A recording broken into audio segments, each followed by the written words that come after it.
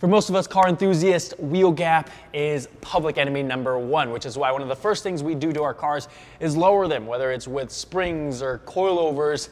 This not only gets rid of that dreaded wheel gap, it also lowers our center of gravity, stiffens up the suspension, and improves our handling. But there is also another super critical thing that we need to consider when we start modifying the suspension, and that's the alignment. Now, specifically for these cars, both the first gen and the second gen, in the rear, there is no factory camber adjustment, so we're kind of just stuck with the natural camber that lowering your car produces. On top of that, the factory tow arms in certain circumstances aren't able to compensate and get that tow back into spec, and a bad tow alignment is very quickly going to tear up those tires. So today we're going to be taking care of that issue by installing some SPL rear lower control arms and tow arms to make sure we have full adjustability when we go get this thing aligned.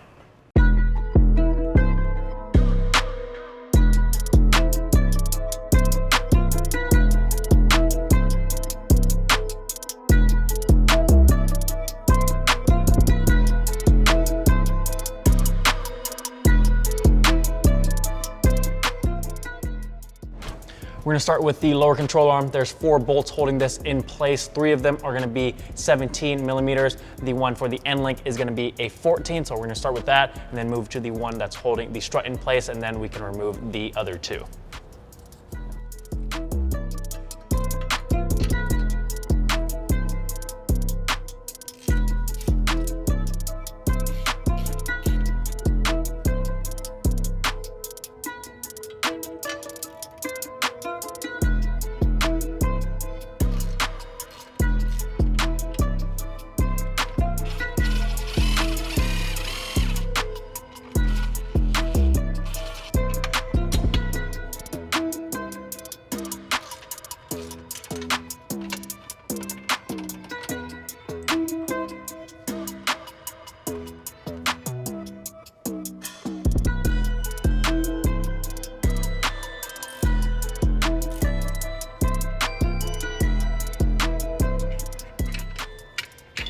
That last bolt removed, we can pull the stock arm off. Now we just need to do the reverse process with the included hardware to install the new SPL arms.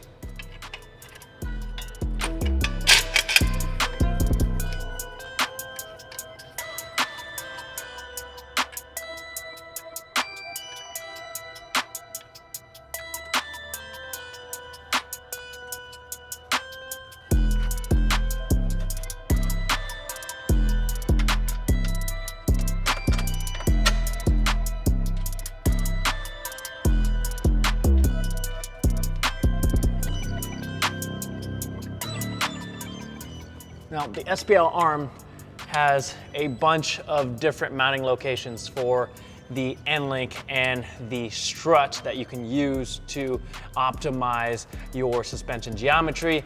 For our sake, we're just going to use the top middle holes to make it easy and as close as these stock locations as possible.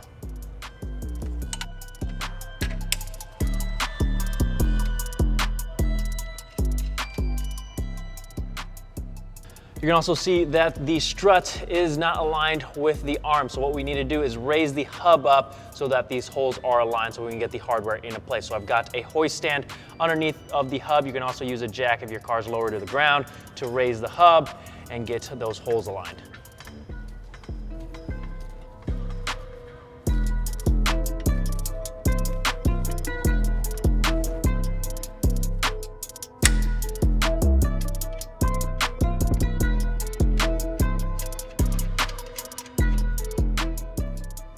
Now that we have the arm in place, we're going to torque the 3 larger bolts and nuts to 59 foot-pounds and the one for the end link to 25 foot-pounds.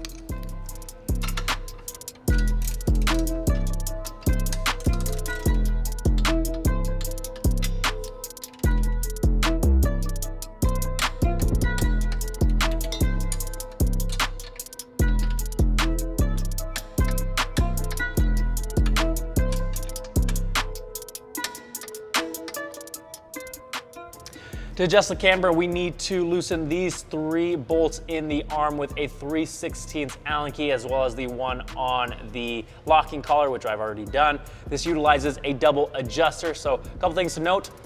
This large portion threads into the arm itself, and then the rod end threads into the adjuster. One should not be significantly longer than the other. The maximum length for the large portion here is 3/4 of an inch, and then the rod end is 5/8, so make sure you're not exceeding those lengths. Now, to adjust this, I'm gonna use an adjustable crescent wrench. If we want to add more camber, more negative camber, we are going to turn this clockwise, like so. Now, if we want to reduce the negative camber or add positive camber, we're going to turn it counterclockwise, like so. I already pretty much have this set where I want it. Once you have it where you need it, we're going to tighten down those Allen head screws and torque them down. You don't want to exceed 150 inch-pounds, so make sure you don't over torque these. But once you have all these tightened down, we should be good to go. For the screws on the arm, you want to work your way from the outside of the car and work in. So tighten this one first, and then the middle one, and then the one closest to the adjuster. Also, make sure when you are tightening down this locking collar here that it's not in a spot where if the arm moves, or when the arm moves up and down, it's going to make contact with the subframe here. So I have it on the very bottom. This way it's not going to make contact with anything. Now everything is torqued down. We're going to move to the toe arm. We're going to remove this toe adjustment bolt using a 19mm on the nut side and a 22mm on the bolt side.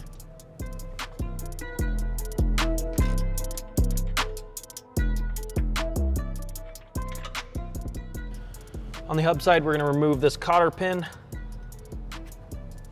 and then loosen that 17mm nut. Now we're just going to get this over the top of the thread so that when we hit it with a hammer, we're not damaging any of the threads, just in case for some reason you're going to reinstall this later on. So now we're going to give it a couple whacks with the hammer to break it loose, or one, and we'll completely unscrew the nut and take the arm out.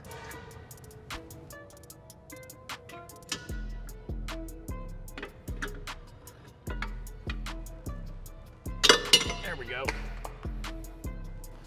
We'll slide the new toe arm into place and then install the Eccentric Lockout kit, which deletes the OEM adjustment bolt in place of these plates, because the OEM adjustment tends to slip under hard driving and then your alignment is out of spec. So we are going to get rid of that issue completely with this.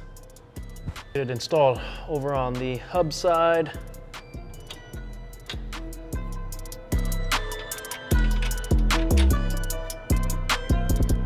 Might have to give it a few taps with a hammer here.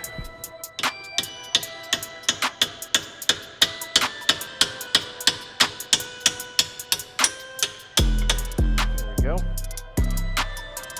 Put the nut on top.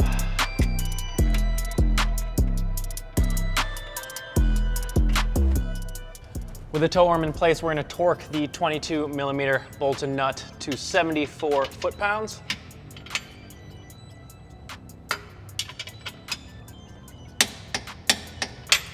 And then you'll want to torque the nut, the 18mm nut on top of the hub, to 44 foot-pounds.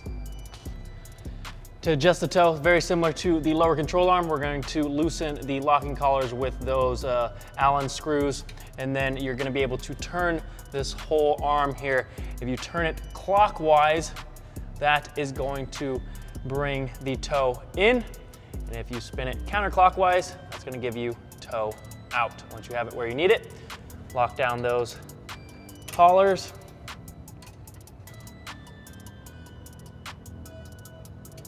and you're set. One thing to pay attention to is the rod and bearings. Make sure they are not tweaked like this before you tighten things down. Make sure they are centered like so. Another thing that I would highly suggest you do is to take this to a professional alignment shop that knows what they are doing. We made the mistake of taking this car to the dealership because it's the only option we had at the time, and they forgot to tighten down the locking collars on every single arm, the front and rear tow arms, the lower control arms front and rear, and we could have gotten into a serious accident. So yeah, don't let that be you.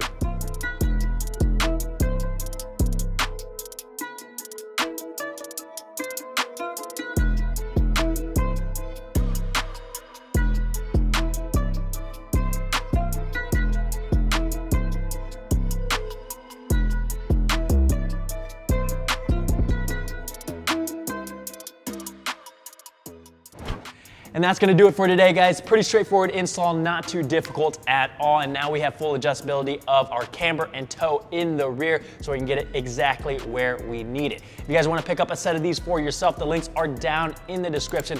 Let me know if you guys have any questions. Thank you guys so much for watching. I'll see you guys next time.